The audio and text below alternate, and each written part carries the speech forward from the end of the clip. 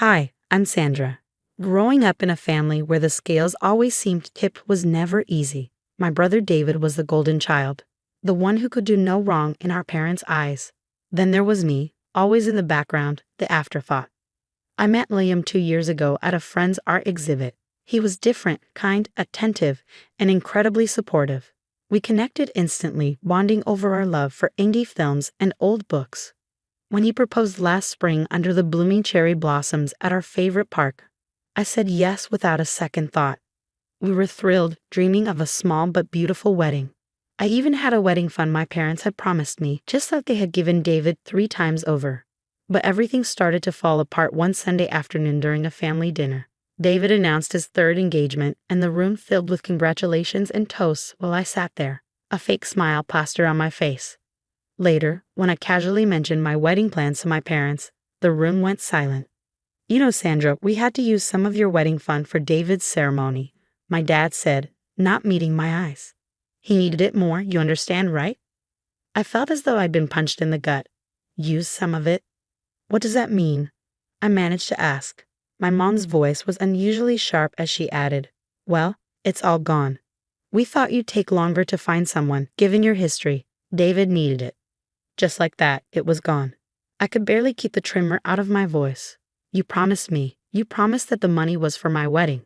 How could you decide on your own to give it all to David?"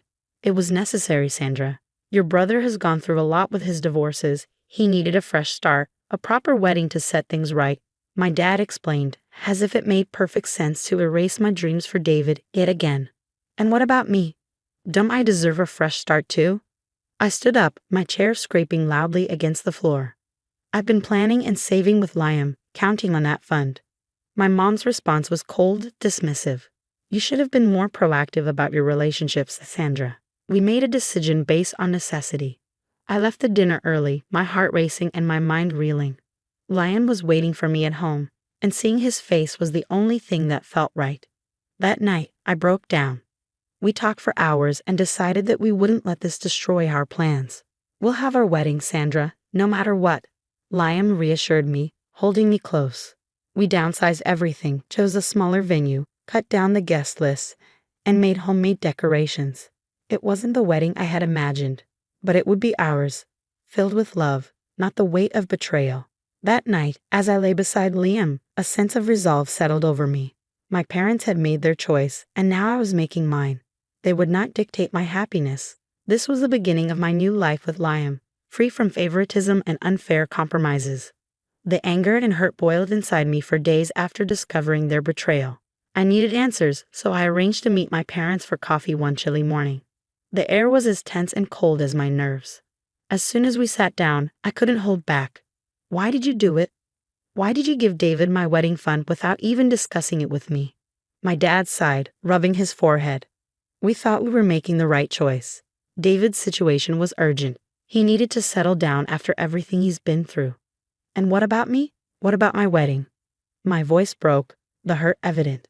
My mom looked around nervously, her voice low. "Your brother needed more support, Sandra. You've always been the strong one. So that's it. You decide on my behalf because I'm strong. You spend my wedding fund as if it's nothing." The disbelief and hurt mixed into a bitter cocktail of emotions. "We didn't think you'd be getting married so soon," my dad added, trying to justify their decision. "Honestly, we thought you might back out, considering your past relationships. That's not your decision to make. It was my fund, promised to me. How could you gamble my dreams away on David's third attempt at marriage?" I couldn't hide the scorn in my voice. The conversation grew heated as they piled on justifications, each one striking a nerve. They talked about family obligations and supporting each other, but all I heard was their clear preference for David. Finally, I stood up, my chair scraping loudly. "This isn't just about money. It's about trust, about respect. You've shown where your priorities lie, and sadly, it's not with me." Leaving the cafe, I felt both liberated and sorrowful. The confrontation had laid everything bare. The parents I thought I knew prioritized David over me without remorse. The emotional toll was heavy, and I spent nights ruminating over every word exchanged. It was clear they saw David as the one who needed protection, while I was just expected to cope and move on, always the resilient one. In the weeks that followed, Liam and I continued planning our wedding. We chose a quaint local park for the ceremony, a stark contrast to the lavish venues David had enjoyed. Our decorations were simple but beautiful, handmade with care and love. Our guest list included only those who truly cared for us. No pretenses, no forced smiles. When I sent out the invitations, I made a conscious decision not to include my parents. It hurt, but it was a necessary step to protect my own well-being. They had chosen their path, and now I was choosing mine. Planning our modest wedding became a healing process.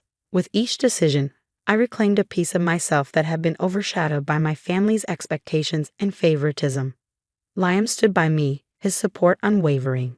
We were building something true and lasting, far from the shadows of betrayal.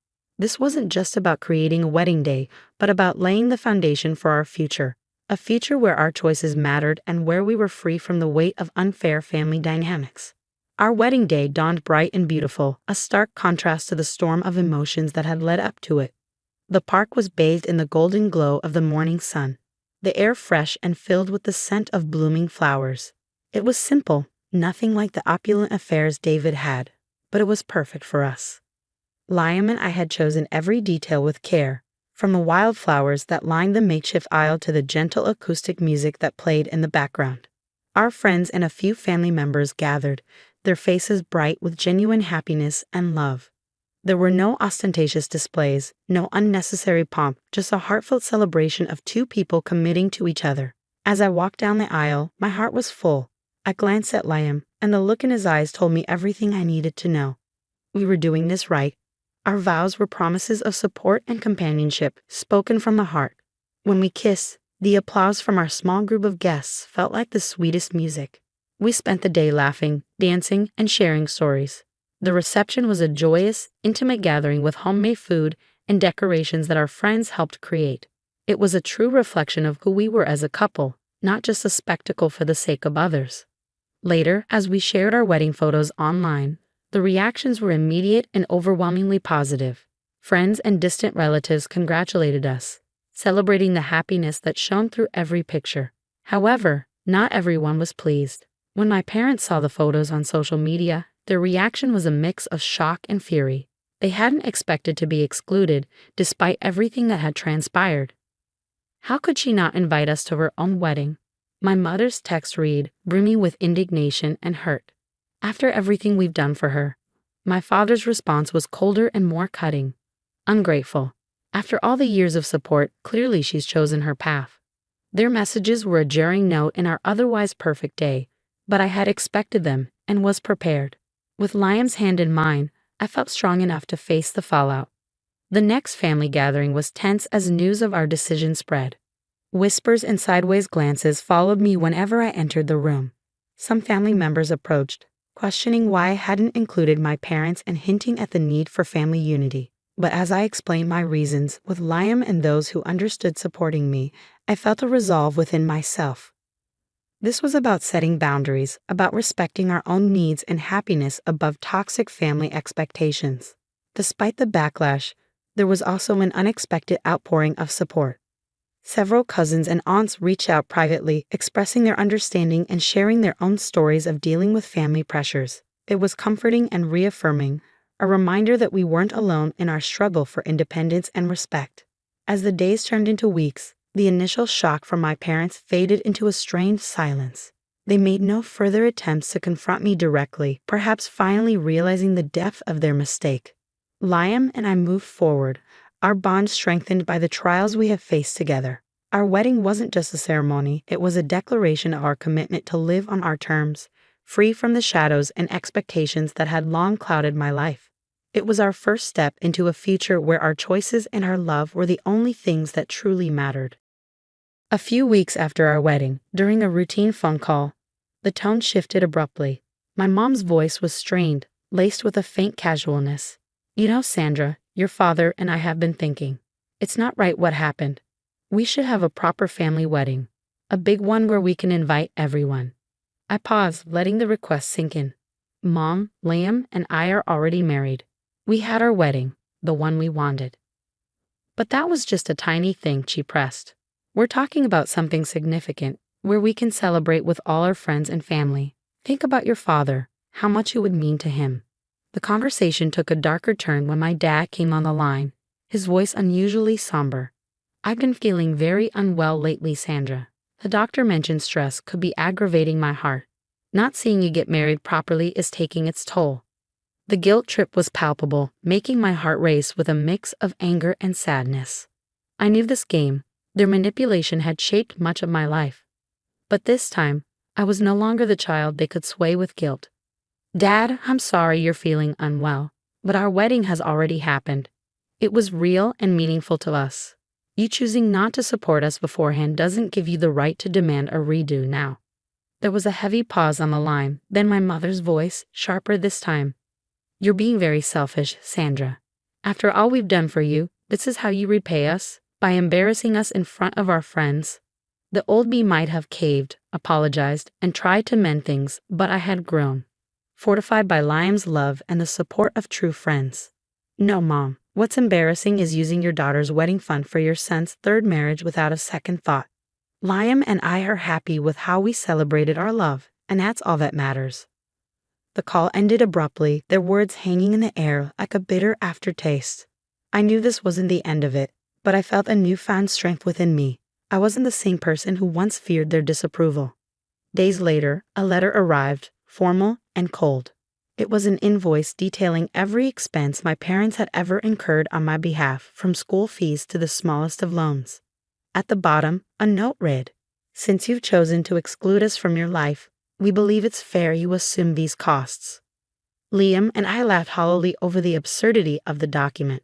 "Are they serious?" he asked, eyebrows raised. "It's just another manipulation tactic," I said, ripping the letter in half. "But it won't work this time." We decided together that it was time to cut ties officially. I drafted an email, clear and firm, outlining why I was distancing myself from them. It highlighted their lack of respect for my autonomy and their continuous attempts to manipulate my emotions. After sending the email, I felt a surge of freedom mixed with inevitable sadness. It wasn't just about separating from my parents, it was about reclaiming my life. In the weeks that followed, the air around us seemed clearer, our decisions unclouded by guilt or obligation. We were building a life on our own terms, and every small victory felt like a triumph. Their demands for a second wedding and their manipulations had only strengthened my resolve. Liam and I were united, our foundation built on mutual respect and understanding, not on the shifting sands of familial approval. This chapter of my life was about standing firm in my beliefs, about not letting guilt and manipulation dictate my choices. It was about living a life true to myself, and that was the greatest freedom I could have ever claimed. The weeks following my decision to formally distance myself from my parents were filled with a profound, liberating silence. However, that quiet was abruptly broken by a surprise visit from my parents. One afternoon, they showed up at our doorstep unannounced, their faces a mix of determination and feigned concern. "Sandra, we need to talk," my mom said, stepping forward as if to embrace me. I held up my hand, stopping her mid-stride. "There's nothing left to discuss," I replied firmly. "You received my email. I meant every word." My dad's expression hardened. "We're still your parents, Sandra. You can't just cut us out like we mean nothing. I gave you both every chance to be part of my life in a respectful, supportive way. You chose not to take those opportunities," I said, my voice steady despite my racing heart. "What you call meaning nothing is actually me setting boundaries." They attempted to argue, to plead their case, but I was resolute. Liam and I deserve to live in peace without manipulation and guilt-tripping. This is my final decision. The confrontation reached its peak with a clarity that felt almost surreal. "Mom, Dad, I wish things were different, but they aren't. Please respect my wishes and do not contact me again." I stated the finality in my voice, mirroring the closure I sought. After a few moments of tense silence, they left, and with their departure, I felt a weight lift.